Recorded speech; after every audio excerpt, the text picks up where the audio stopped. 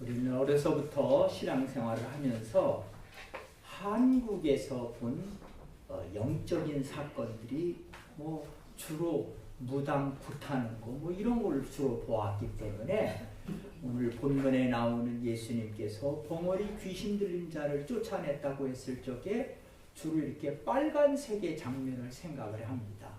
그러나 사실은 그렇게 막 이렇게 정신없이 막 이렇게 한 것이 아니고 예수님께서 그 벙어리 귀신 들린 사람을 그냥 평상시처럼 부드럽고 온화하게 예수님의 권세로 그를 자유롭게 하신 것입니다. 이렇게 영적인 전쟁은 이렇게 물리적으로 막 일어나는 것이라기보다는 우리의 생각 속에서 일어나는 것입니다. 우리가 어려서 학교 다닐 적에 선생님한테 불려서 가면 대체적으로 우리가 두 가지의 말을 했습니다. 하나는 선생님 제가 잘못했습니다. 아니면 선생님 제가 생각을 잘못했습니다. 이렇게 말씀을 드리고 용서를 구하고 체벌을 면하려고 그렇게 했습니다. 왜 그랬을까요? 우리의 생각이 잘못되면 잘못된 행동이 나오기 때문인 것입니다. 이런 면에서 볼 때도 우리의 삶 가운데 확실한 것은 우리의 생각이 영적인 전쟁터입니다. 네. 이렇게 무당 뒷거리하고 그러는 게 영적 전쟁이 아니고 우리의 생각 속에서 나도 모르게 악한 영들이 주는 생각에 속아 넘어가는 것, 그런 것들이 바로 영적인 전쟁이라고 볼 수 있는 것입니다. 그런 면에서 오늘의 본문 말씀을 통해서 우리는 우리의 생각을 조심합시다. 자, 한번 옆 사람한테 얘기해 주세요. 생각을 조심합시다. 생각을 조심합시다. 그러면 우리가 생각을 조심하려면 어떻게 해야 될까요? 오늘 말씀을 참고로 볼 때도 세 가지 정도의 진리를 우리가 찾아낼 수 있는데 제일 첫 번째 우리가 생각을 조심해서 하려면 예수님을 오해하지 말아야 합니다.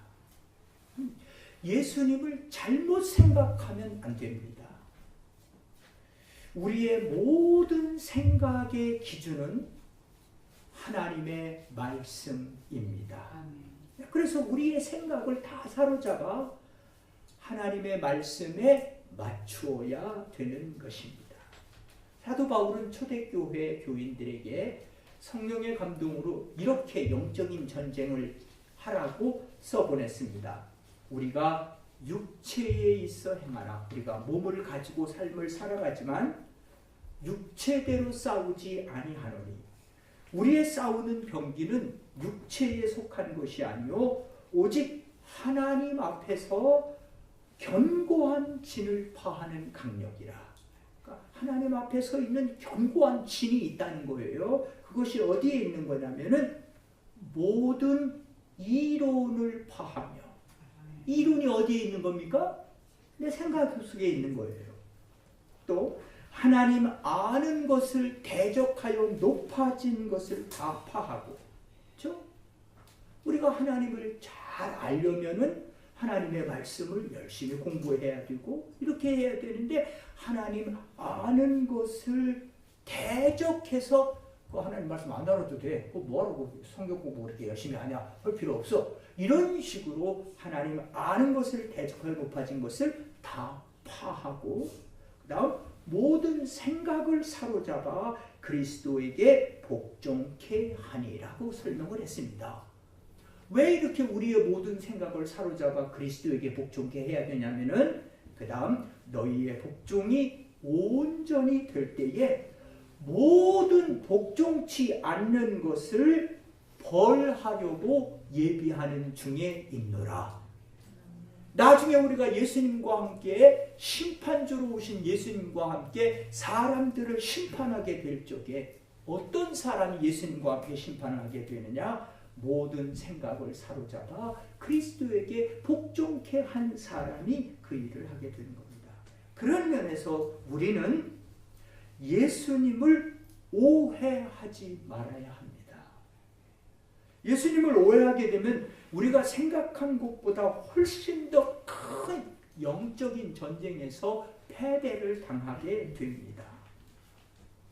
오늘 말씀에 올 것 같으면 11절부터 기록된 말씀을 볼 것 같으면은 예수님께서 한 벙어리 귀신을 쫓아내시니 귀신이 나가매 벙어리가 말을 하는지라 무리들이 기이 여겼으나 그 중에 더러는 그 중에 어떤 사람들은 몇몇 사람들은 말하기를 저가 귀신의 왕 바알세불을 힘입어 귀신을 쫓아낸다 했다는 겁니다.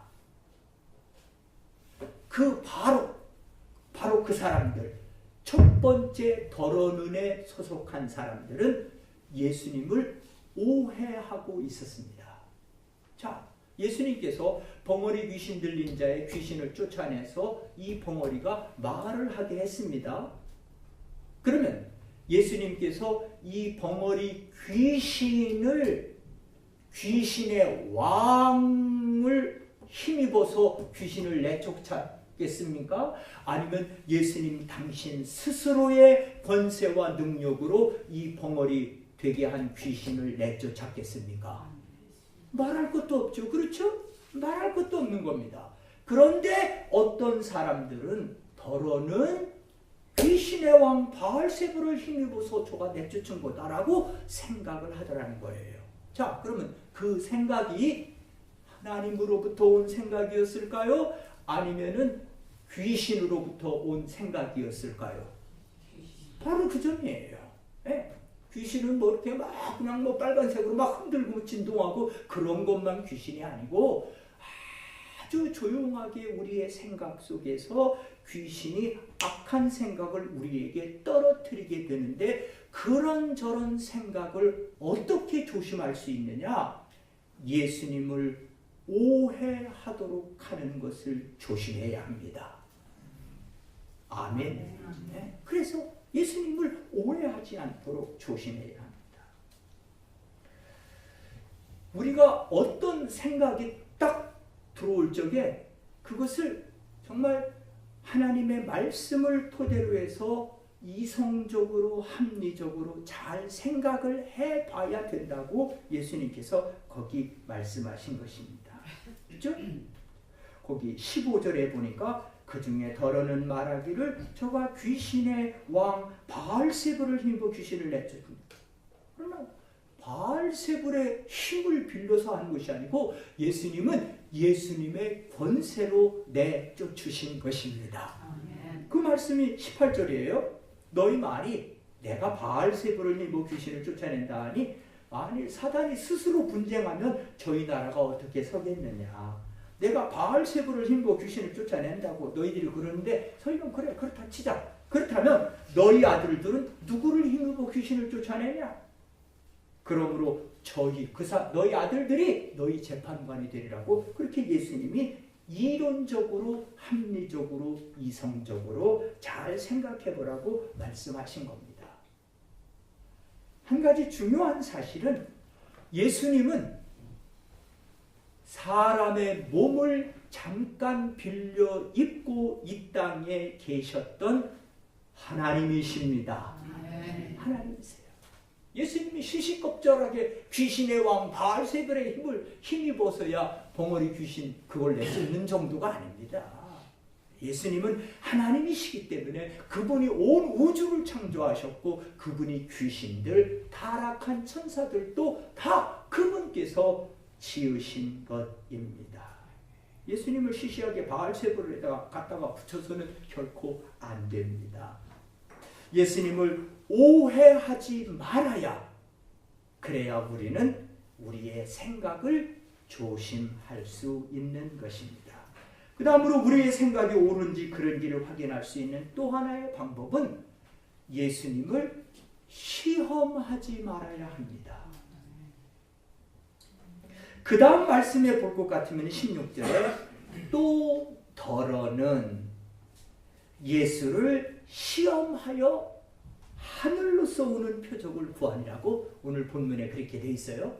그러니까 제일 첫 번째 등장하는 덜어는 벙어리 귀신 들린 사람을 귀신을 내쫓고 말할 수 있도록 주님께서 그렇게 하셨을 적에 그 중에 대부분의 사람들은 이야 이분이 정말 대단하신 분인가 이렇게 했는데 첫 번째 잘못된 생각을 가지고 있던 사람들은 덜어는 귀신의 왕 바알세불을 입어 귀신을 쫓아낸다고 예수님을 오해한 그룹이 있었고, 그 다음 두 번째 덜어는 16절에 나온 것처럼 덜어는 예수를 시험하여 하늘로서 오는 표적을 구했습니다.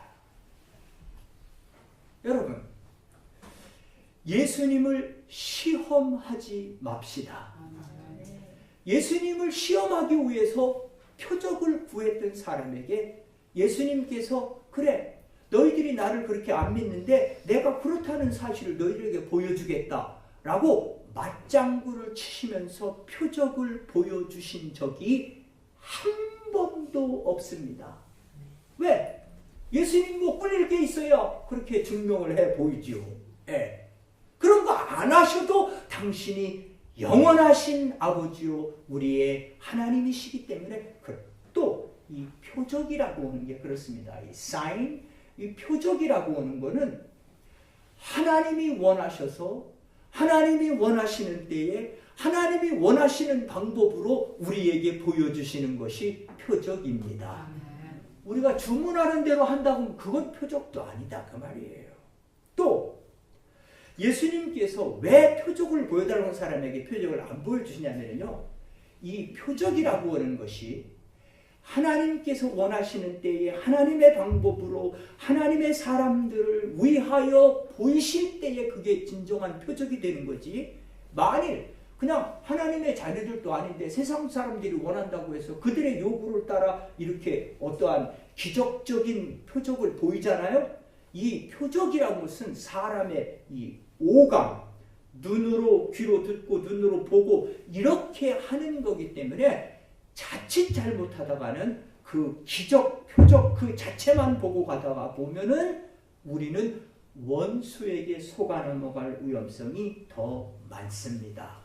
그래서 한 번은 예수님께서 이렇게 말씀하셨습니다. 마가복음 8장에 바리새인들이 나와서 예수를 힐난하며 그를 시험하여 하늘로서 오는 표적을 구하거늘 예수께서 마음속에 깊이 탄식하시며 가라사대 어찌하여 이 세대가 표적을 구하느냐 내가 진실로 너희에게 이르노니 이 세대에게 표적을 주시지 아니하리라.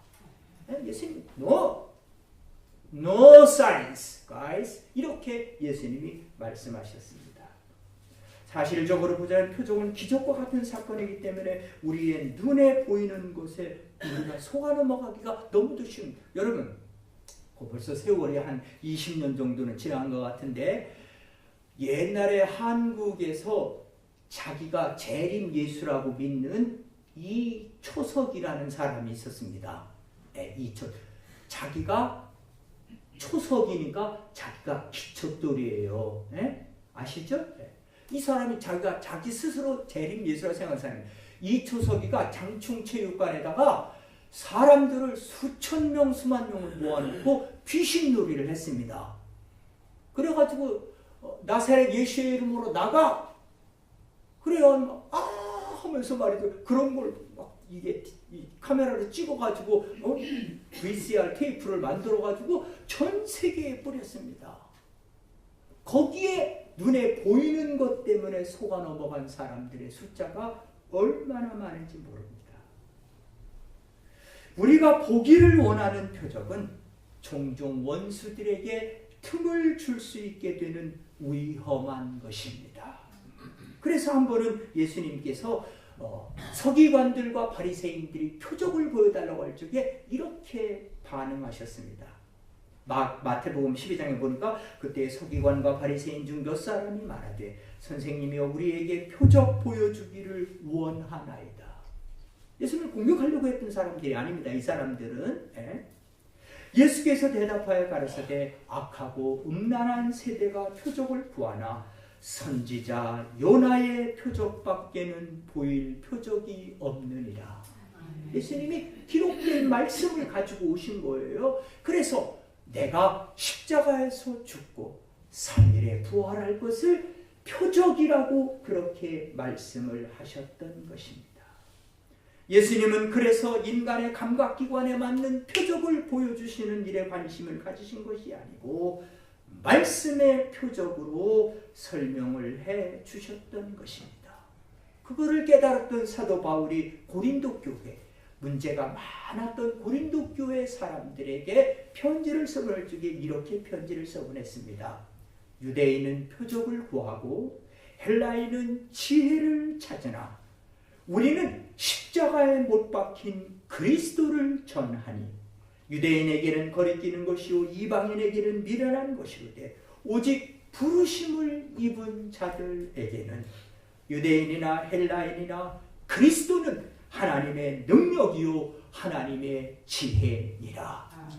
예수님 그분이 바로 하나님의 능력이요 하나님의 지혜이기 때문에 예수님 이외에 다른 표적을 구하는 어리석은 일을 해서는 안 됩니다. 그래서 예수님을 시험하지 말아야 한다는 겁니다. 예수님에게 말이죠.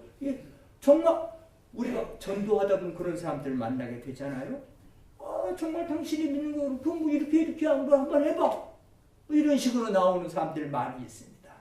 그러나 우리는 하나님께서 우리를 사랑하시어서 예수님을 이 땅에 보내주시고 그분이 십자가에서 우리의 모든 죄값을 지불하시고 3일에 부활하신 것, 그것이 가장 귀한 표적 중에 표적입니다. 다른 거 예수님 시험하려고 할 필요가 없다 이겁니다. 이 예수님을 시험하고자 하는 생각을 우리가 조심해야 되는 겁니다.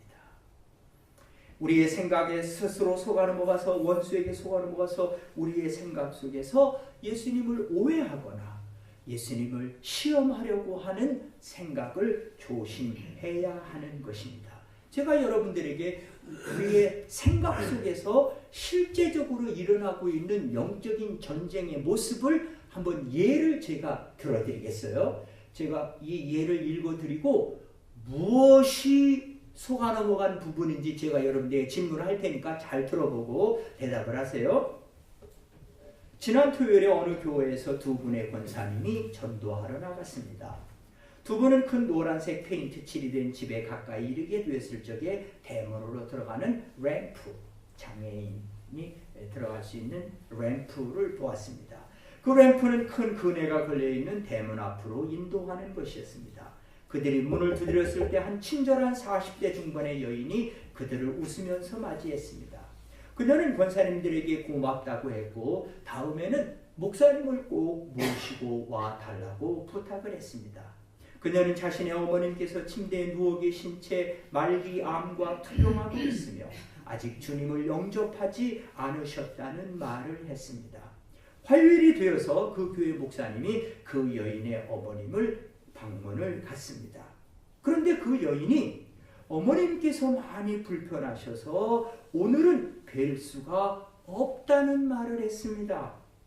그래서 목사님은 명함을 주면서 언제고 전화를 주면 즉시 찾아오겠다는 말을 하고 돌아서서 나왔습니다.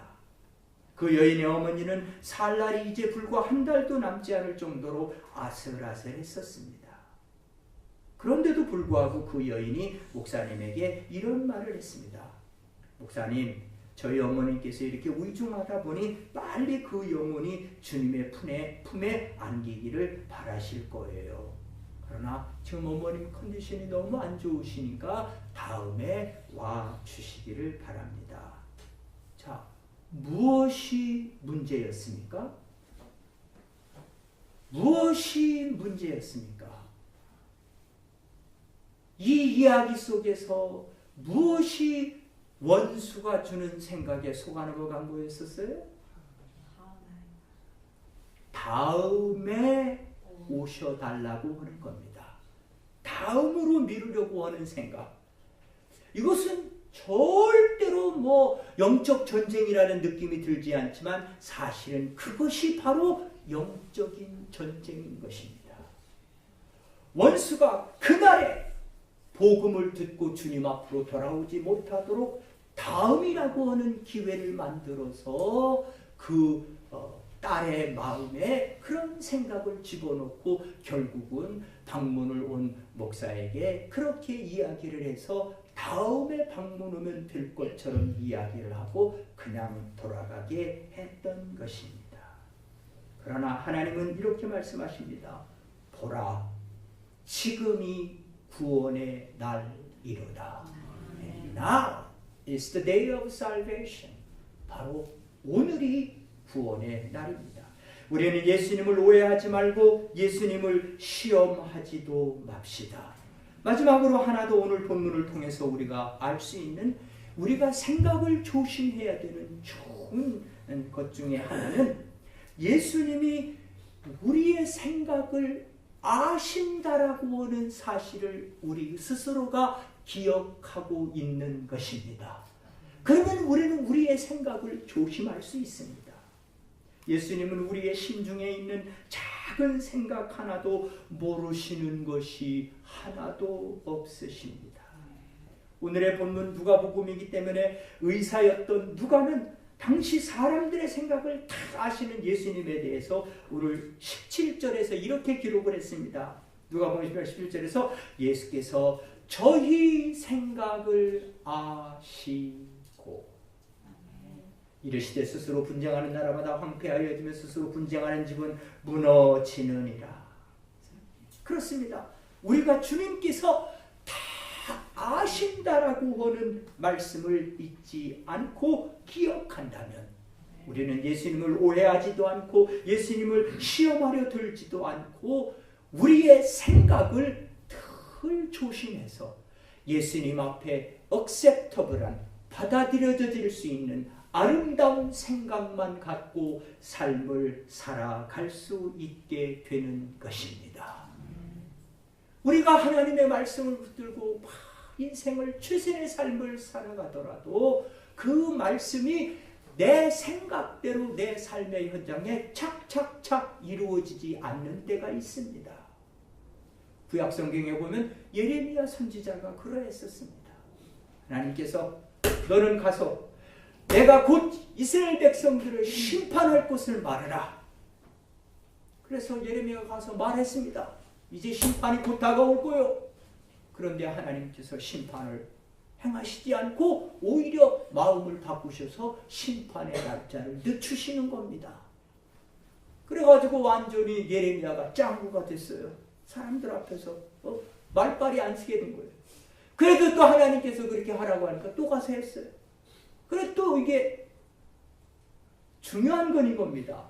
예레미야의 마음속에 하나님의 말씀을 듣고 그 말씀을 그대로 전하는 건 잘했는데 정작 하나님 그분이 은혜가 풍성하신 분이요 긍휼이 풍성하신 분이라고 하는 사실을 잊어버리고 있었습니다.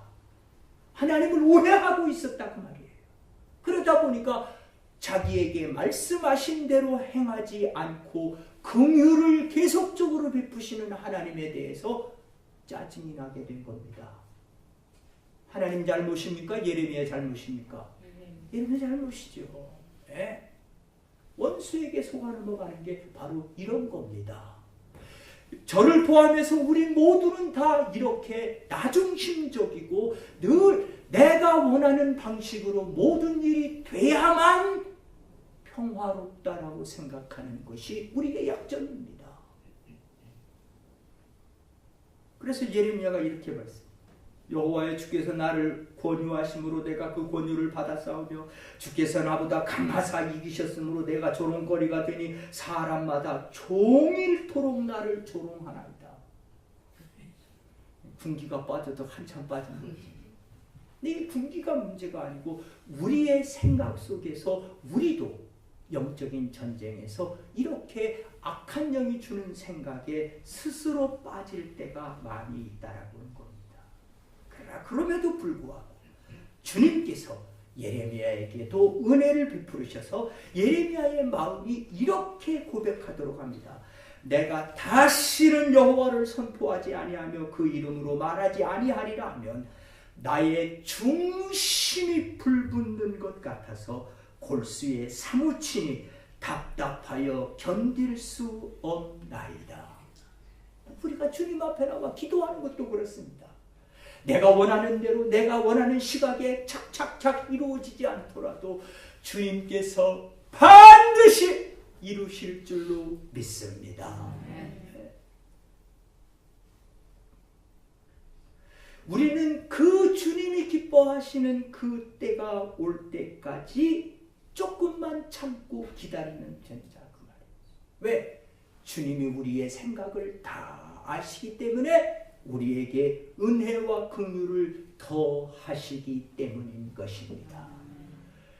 이 세상이나 악한 영들은 그렇지 않습니다. 우리를 끝까지 속이려고 합니다. 예를 들자면 이런 거예요. 제가 예를 하나 들어드릴게요. 어떤 젊은이가 월마트에서 물건을 사고 있었습니다. 그런데 갑자기 나이가 지긋한 어떤 부인께서 그를 유심히 바라보고 있었습니다. 조금 후에 그 여인이 젊은이에게 이렇게 말했습니다. 여보시오 젊은이, 당신이 얼마 전에 죽은 내 아들과 너무나 많이 닮았어요. 내게 부탁이 하나 있는데 들어줄 수 있겠어? 그러자 그 젊은이가 기쁨으로 대답을 했습니다. 물론이죠. 그 부탁이 뭡니까? 그러자 그 여인이 이렇게 말했습니다. 내가 계산대를 지나갈 때 나에게 어머니 안녕 이라고만 하면 돼요. 그러자 그 젊은이가 말했습니다. 네, 알았습니다. 조금 후에 그 여인이 계산대를 지나가면서 손을 흔들자 저 뒤쪽에 있던 젊은이가 크게 소리를 졌습니다. 어머니 안녕. 그 여인은 계산대를 지나서 문 밖으로 나갔습니다. 그리고 조금 후에 이 젊은이가 오늘 내가 정말 선행을 베풀었구나. 나이가 지긋하신 할머니의 마음을 풀어주었으니 참 잘했다.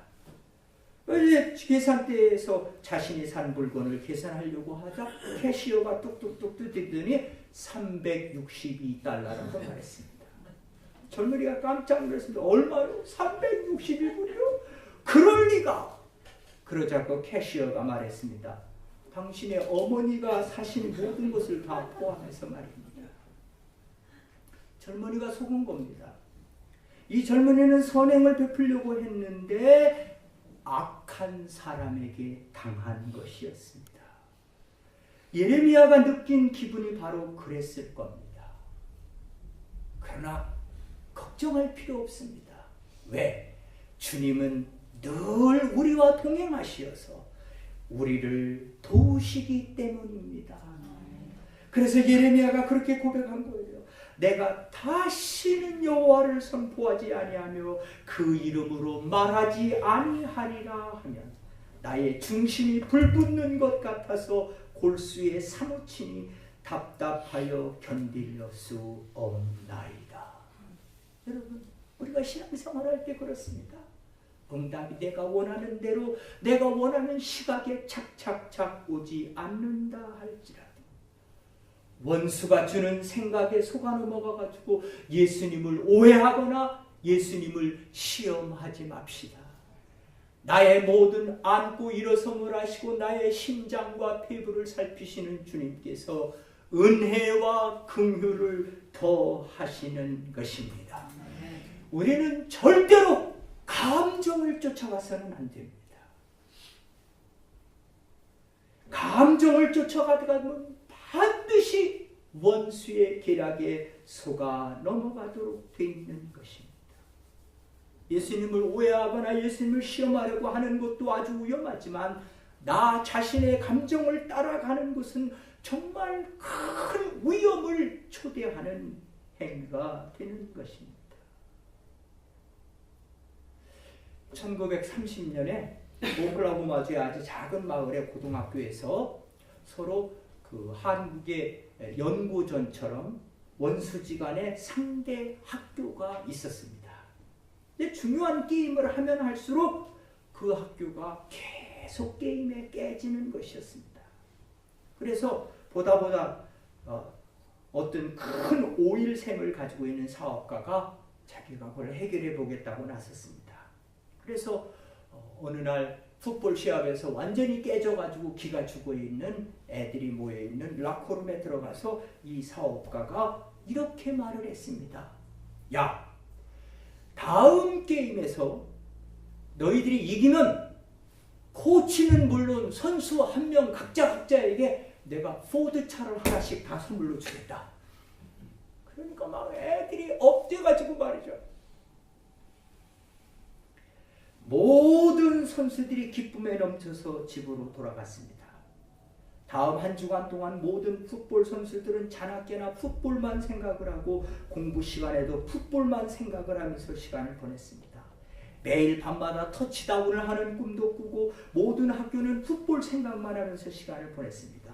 모든 선수들은 연습을 열심히 한 것이 아니라 자기가 타게 될 포드차만 생각하는 일에 전념을 했습니다. 그리고 드디어 결전의 날이 왔습니다.